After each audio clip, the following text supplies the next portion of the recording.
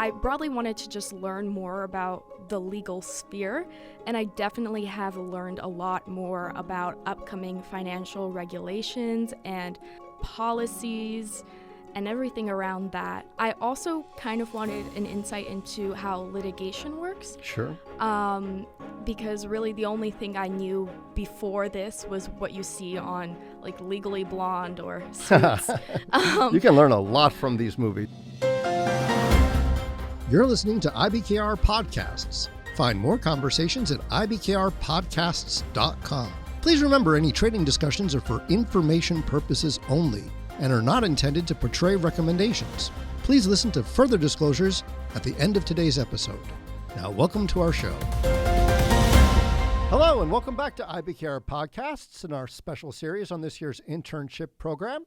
I'm Steven Levine, Senior Market Analyst at Interactive Brokers.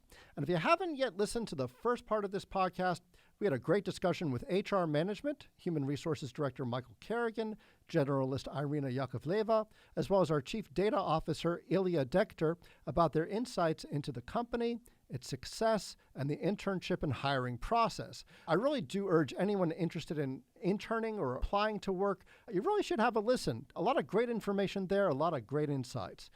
But for now, we'll be speaking with three of our summer interns, Danielle Viteri, who's working on hybrid ESG HR projects. That's environmental, social, and governance and human resources. There's a crossover in her responsibilities with those projects.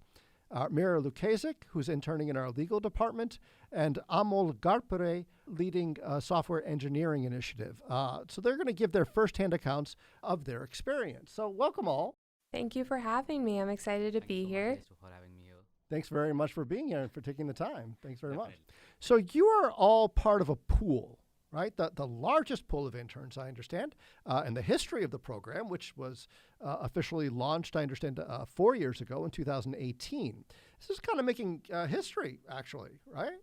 But, I wonder, why did you select IBKR as a place to do your internship? Did you have any other opportunities in other places?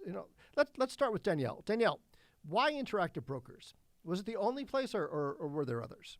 I did have a few opportunities this summer to do other internships, but they were actually internships I had done before. Last summer, I worked for a couple smaller businesses. One was a smaller travel agency, and one I worked for a business that the woman ran out of her house. And I'm not talking down on those businesses at all. They were both run by women, and I have utmost respect for those women.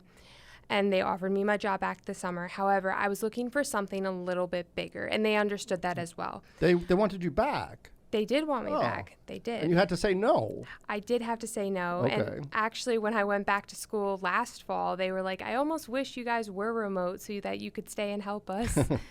But yeah, I was looking for something a little bit bigger. So luckily, I landed the internship position here at IBKR. Well, that's great. Well, congratulations.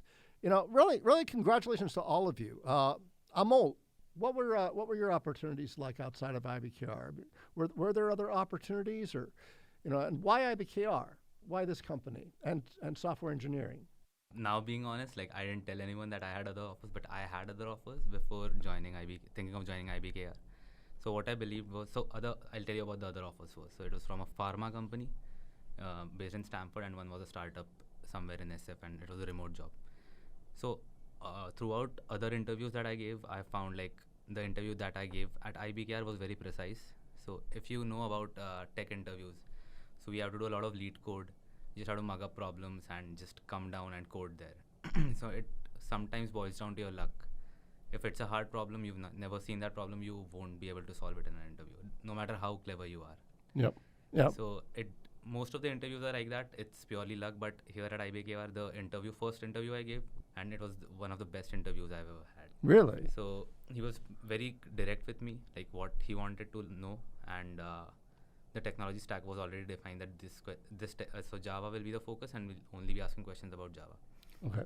And yes, we did go through some lead code questions, but he was more focused about making my code production ready and error free. So even if you give any input to it, it should not break. Even if it generates a wrong answer, he doesn't care about that, but it should not break the system. Okay. So that's what I like. So I still failed at a couple of test cases, but he was more focused on the error handling and the things I did. And when I gave this interview, I had another offer, but then I had one more interview with my manager. So even he had a project in his mind when he was interviewing me. He had his questions based around that project, like, have I done this, have I done that, like, do I have experience with it? So, and after coming here, even I'm working on the same project right now. So he had that vision even before he knew I was going to join. So I felt that a great chance, and obviously finance is the field to be right now. I've been in fintech industry for the last 4 years, so I was already inclined towards being in this company. Well, that's really great. And I'm sure listeners will also be keen to hear what the interviewing process is like here at the company and in the tech space in coding. And it's also terrific to hear that. I mean, you both had other choices or offers, but you chose our internship program over them. So it's really great to hear. And Mira, now I understand you're returning, right? After doing an internship here a couple of years ago, is that right? So what's behind your internship? It was summer 2020. I just graduated high school, and I was planning on going into data science. So I was looking to possibly get into that field, even though I didn't really have a lot of knowledge to do an internship that's just purely data science or coding. So that's why I wanted to get into IBKR, because that's kind of in that space. And you're interning in the legal area now, is that right? So why the change? In that 2 years, I kind of reevaluated my goals, and after a year and a half of college and data science, I kind of decided it wasn't exactly where my passions lied.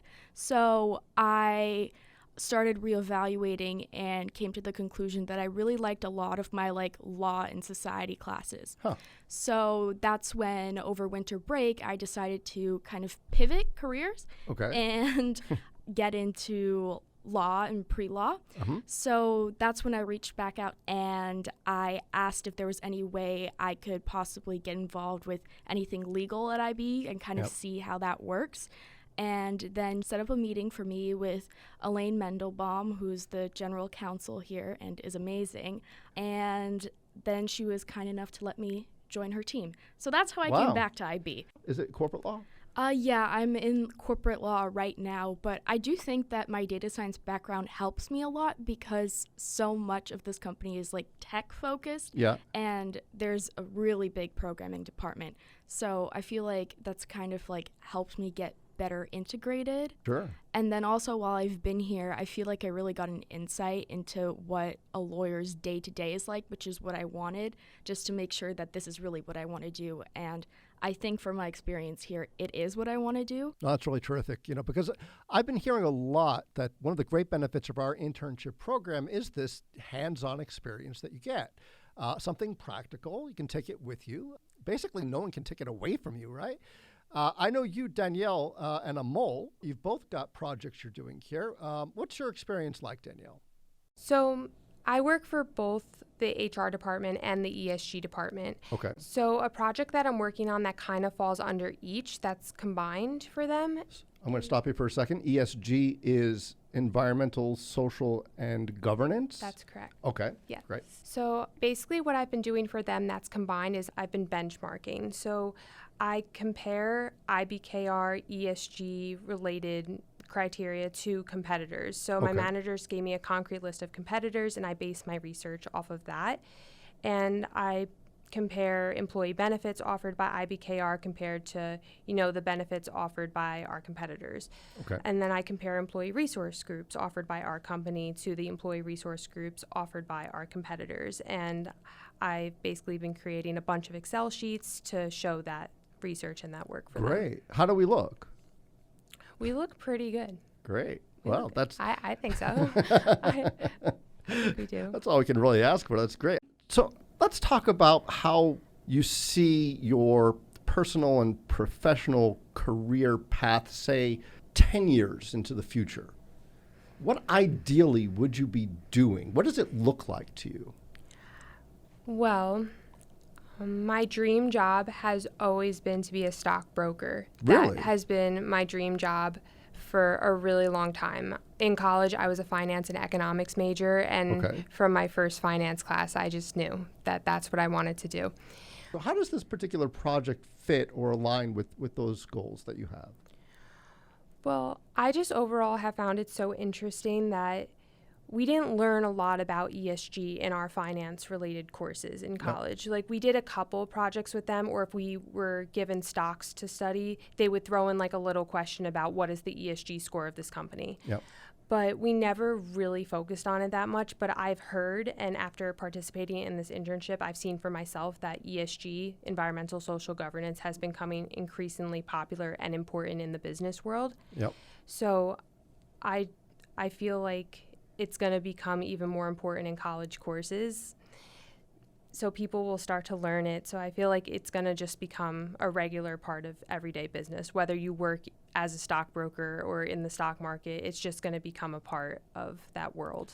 It's interesting. I know there are a lot of ongoing global efforts being made to integrate these ESG factors into the financial markets. But let's switch tack here a bit and go back, because I'm also interested. Amol, what's your experience with your project been like? I mean, the language of coding and technology is kind of something like, it's a foreign language to me, but please, I'd love to hear what you're doing. I'm part of the statements team. So at end of the day, after the books close, suppose you have a stock, suppose say Tesla or Apple stock share. That stock will have a certain value when it closes around the day, and at the time you might have 100 stocks, and by the end of the day you might have 50 stocks. Look, you sold something and your value is calculated based on that. So the statements are generated at end of the day for each customer for whatever asset they have. And so the earlier model we had, it was a relational database where one-to-one mapping was there. We had a primary key. But as we, in previous years, there were some challenges that we faced with querying the data. So we had to query a lot of tables and different data and then build it up together. So we moved to a denormalized scenario where we put entire data in an XML format and just compressed it and put it in the database. So what that did was it solved a couple of performance issues. It made the thing fast because you just have to do one query and you get everything what you have. But it made our storage expensive. So as we went ahead, so we had around 300 GBs of data per month for the period summaries that we did. So it has month to date, year to date, kind of lifetime data for an account. Okay. So my project was to optimize the storage. With obviously there were performance trade-offs, and the first part of the project, first couple of weeks was just more of feasibility testing. Like even if we do this, are we able to do this first thing? Now, if we are able to do this, are we able to do it in an efficient way? So that's where the performance monitoring came in. So we were able to do it, and we developed a different model, like how we're going to do it. So we just, instead of storing the period summaries for each day of the month, we're just going to pick this is the last day, and yeah, you have this. So the next, if you want something from the middle of the month, we just get it and we just add the daily summaries and build the period summary on the fly. So basically we've reduced the storage by 20 times in database, saving a lot of space. So that's one of the major thing. So right now the project is in testing kind of phase because it's a huge change and there are a lot of services that will be impacted. So there are a lot of people who use that period summaries data. So we're in the testing phase of it right now. So, yeah, I mean, that sounds great. I mean, it sounds very intricate, and you would have to be very, I would think, organized. I mean, are you working very closely with your manager or mentor, or is there a lot of independence? I mean, how much independence would you say there is on this project, or is it more like being micromanaged or something by your manager? There's no micromanagement at all. So yes, he told me this is what you have to do. These are the conference pages. Read through it if you have any doubts. So there is some people in India and some people here. So I communicated with them. At the end, mostly towards the end of the day or mid of the day, he used to ask me do you have any problems with are you facing any problems, issues, and what is your progress? What are you doing today? So that's it. We just discussed 5-10 minutes, and if I'm stuck at something, then we would just sit together and code, or he would just show me what does he want me to do. First week I was not able to actually visualize what we were trying to do, so it was a little difficult for me to dive into the code, and so he gave me a little walkthrough on what we were trying to achieve here. So it was really great. That's really awesome. I mean, it seems like you're basically leading the project. I'm leading the project because I'm the only one doing it. Well, team of one, so I'm the captain and the Well, that's really great. And I'm assuming this fits in with your long-term career goals, your personal and professional development. Yeah, so I really like coding and like new technologies. So Okay. here at IBKR, my manager and my team has been exposing me to a lot of new things which I didn't have any exposure before. That's great. I mean, it's always a plus, right? When you want to learn new things. And personally, I mean, is this like a dream job for you, or? So personally, I want to like be at a top position at a big company or like have a kind of startup of my own if I have that idea, like Okay. which I don't have clearly right now, but probably down the line as I get more information and stuff. And like professionally, I want to be a consistent top performer, like whatever I do. If I'm managing people, if I'm coding, if I'm even doing like some testing or stuff, I just want to be the top performer. So whatever it is, be the best at Be it. the best at it. Like Okay. work hard, like learn new things and be the best at it. Yeah, that's great.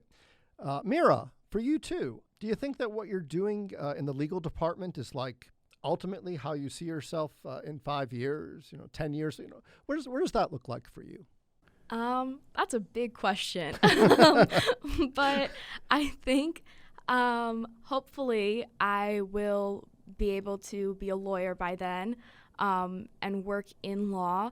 I'm not really sure what department or what category of law I want to do just yet. I Yep. feel like I have a lot of other things to experience before I get there. Sure. But I'm really interested in politics and international affairs or global affairs. Yeah. So ideally, I would love to be practicing law in kind of a global space and Sure. maybe working more internationally rather than just in one designated location. Yeah. These are all really lofty goals and absolutely something you can do. So, the projects that you're working on now at IBKR, how exactly are they lining up with those personal and professional goals that you've laid out very, very well? I mean, what do you expect to achieve from this particular internship that you're in now, specifically in terms of practical skills or knowledge that you can take with you? What would that be? For practical skills and knowledge, I think I wanted an introduction into financial law and corporate law, which I've definitely been getting. I've been doing some research projects on different regulators. Like I've been doing a project on corporate compliance and Okay. what the SEC, OFAC, CFTC, and all the other regulators have been saying. Yep. So I definitely have a lot of that in my mind now. I broadly wanted to just learn more about the legal sphere, and I definitely have learned a lot more about upcoming financial regulations and policies and everything around that. I also kind of wanted an insight into how litigation works, Sure. because really the only thing I knew before this was what you see on like Legally Blonde or Suits. You can learn a lot from these movies, I think. Yeah. Even Reese Witherspoon really spells it out Yeah, that's very a well. in great that. film. Love that film. But now I really get to see, I'm working with some lawyers on some potential cases and kind of preparing like the data and like getting transcripts for phone calls about it. So I find that really interesting. So that's definitely a skill I've taken away.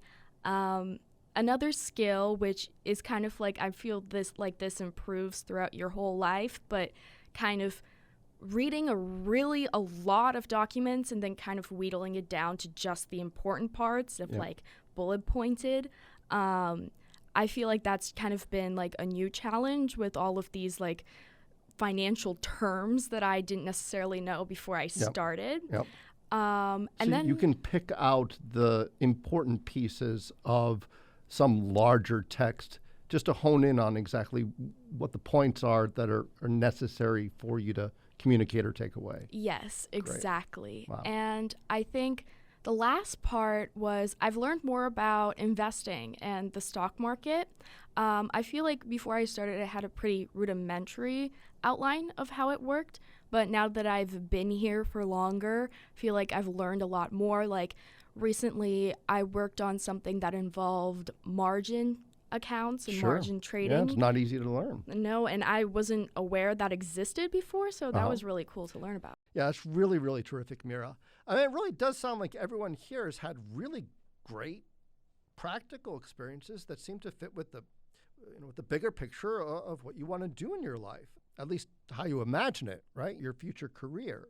So it's so great to hear. And I do wish you all the best with what you're doing. Danielle, thank you. Thank you so much for having me. Mira, Amol, thank you so much. I had a really great time doing this. Thank you very much for Thank you having so much, me. guys. It was really fun. That's awesome.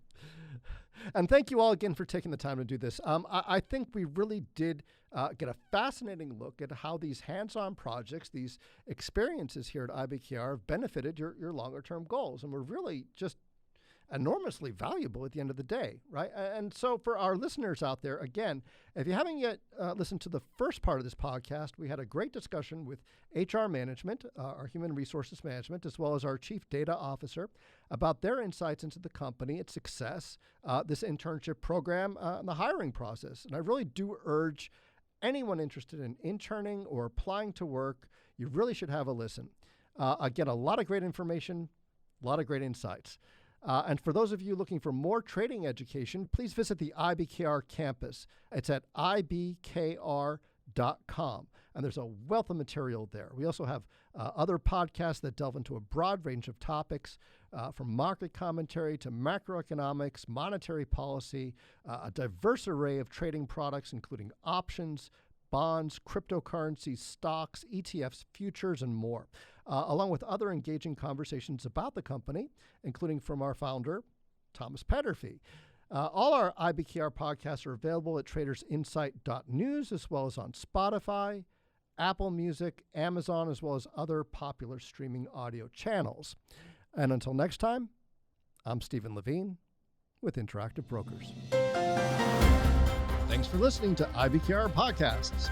As always, we have more episodes at ibkrpodcasts.com. And if you're interested in learning more about Interactive Brokers, visit ibkr.com. We offer more trading education material, such as webinars at ibkrwebinars.com, financial and economic commentary at tradersinsight.news, market-related courses at tradersacademy.online, and quant-related articles at ibkrquant.com. The analysis in this material is provided for information only and is not and should not be construed as an offer to sell or the solicitation of an offer to buy any security. To the extent that this material discusses general market activity, industry or sector trends, or other broad-based economic or political conditions, it should not be construed as research or investment advice. To the extent that it includes references to specific securities, commodities, currencies, or other instruments, those references do not constitute a recommendation by IBKR to buy, sell, or hold such investments. The material does not and is not intended to take into account the particular financial conditions, investment objectives, or requirements of individual customers. Before acting on this material, you should consider whether it is suitable for your particular circumstances and, if necessary, seek professional advice.